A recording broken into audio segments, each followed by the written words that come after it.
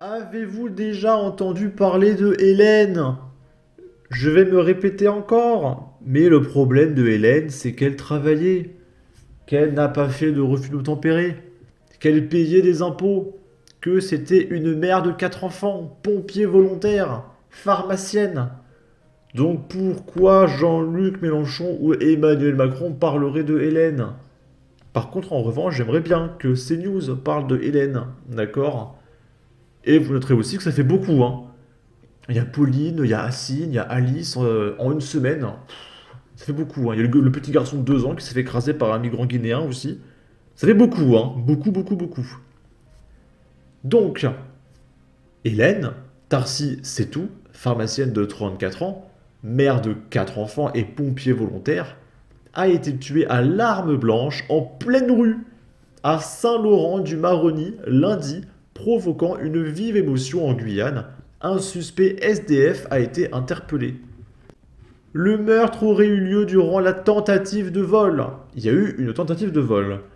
Une autre source évoque un meurtre gratuit. La victime, qui était mère de 4 enfants et pompier volontaire, a été poignardée à plusieurs reprises. Son décès a été rapidement prononcé malgré l'intervention rapide des secours. Elle présentait des blessures au cou et au dos. L'agresseur présumé a été stoppé par des passants et mis au sol jusqu'à l'arrivée des gendarmes. Donc je suppose que les passants se sont fait arrêter pour séquestration de l'assassin. Une enquête a été ouverte. Originaire de Guyane, Hélène avait fait ses études en Alsace.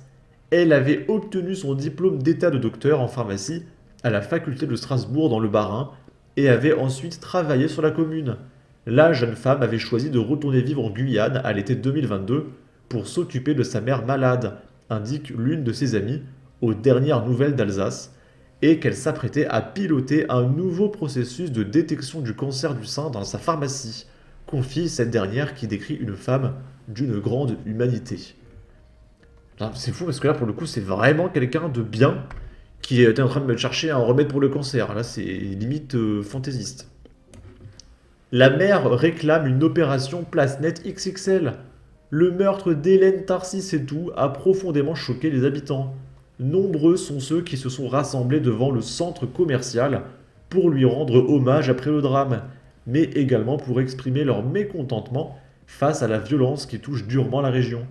La victime avait été reçue il y a un mois à Matignon par le Premier ministre Gabriel Attal pour être récompensée dans le cadre du concours 100 et une femme entrepreneur.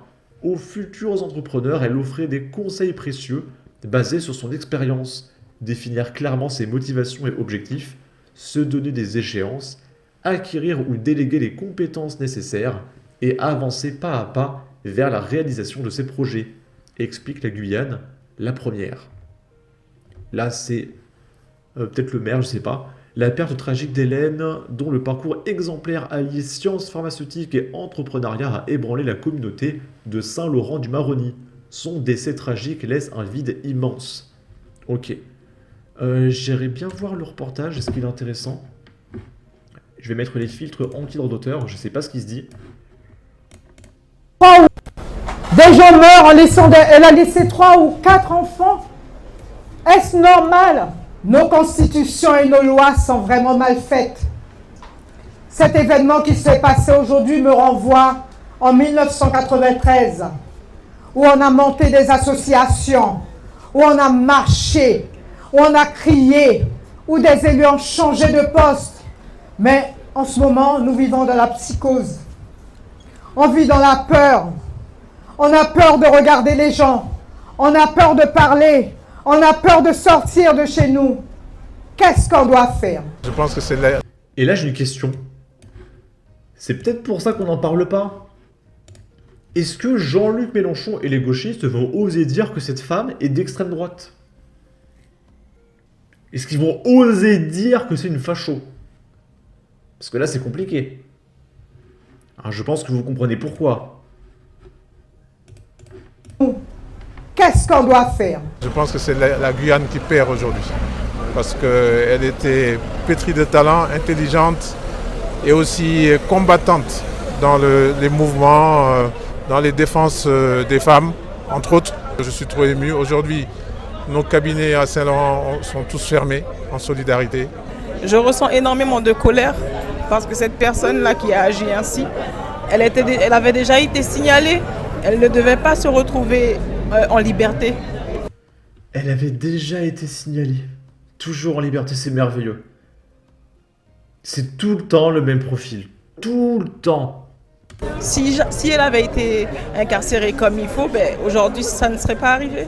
Au niveau des associations, je savais ce qu'elle allait mettre en place et je trouve que c'est une belle et bonne personne qui part un exemple. C'est impensable de ne pas être là aujourd'hui. C'est une perte incommensurable pour la Guyane dans son ensemble et pour Saint-Laurent. Je n'ai pas de mots.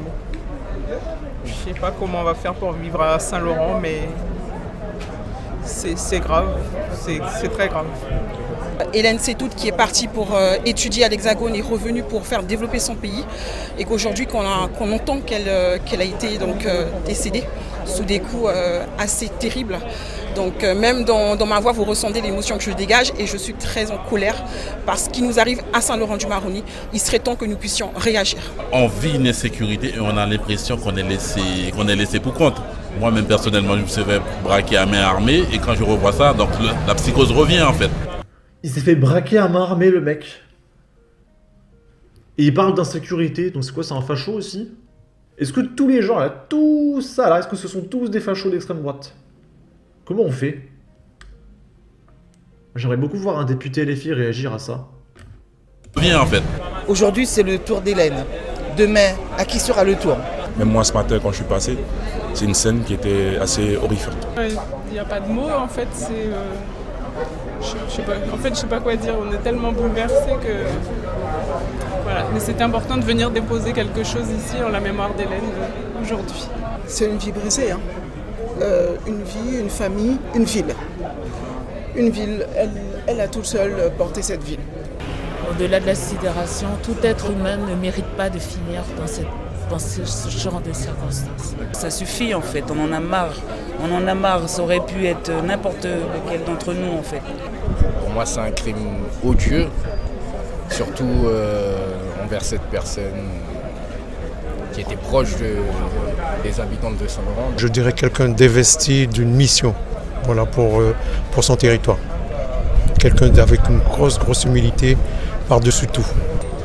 J'étais moi-même président de l'association Lutte contre l'insécurité en 1993, donc aujourd'hui, 31 ans après, toujours pas de solution trouvée. Et du coup, je voudrais réagir à un truc. Ça suffit en fait, on en a marre, ça aurait pu être... Ça suffit, on en a marre.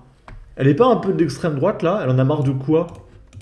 On est en France, on doit accueillir tout le monde et se diversifier toujours plus. Ça s'appelle l'humanisme. Donc j'espère que Jean-Luc Mélenchon portera plainte contre l'ensemble de ces personnalités d'extrême droite qu'il y a ici, d'accord? Tous ceux-là, là, tous des fachos, ok? On va regarder les commentaires. Horrible qu'elle repose en paix. C'est terrible, courage à sa famille.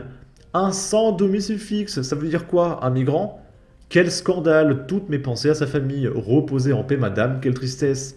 Ras-le-bol de tous ces cas sociaux qui n'apportent que du malheur dans leur famille. Mes condoléances les plus sincères à la famille. Toutes mes condoléances à la famille et aux collègues.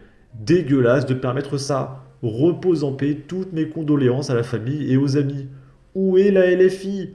Quelle horreur, quel repose en paix va-t-on apprendre que c'est un récidiviste? Oui, je vais dire oui. Regarde l'article. C'est un récidiviste, hein, c'est la femme qui l'a dit, il était connu, et il a été relâché. Ok. En tout cas, n'hésitez pas à donner votre avis, votre opinion, à partager, liker, commenter, ça aidera au référencement de la vidéo sur YouTube. Abonnez-vous, suivez-moi sur Twitter, et à la prochaine pour de futures vidéos. Ciao.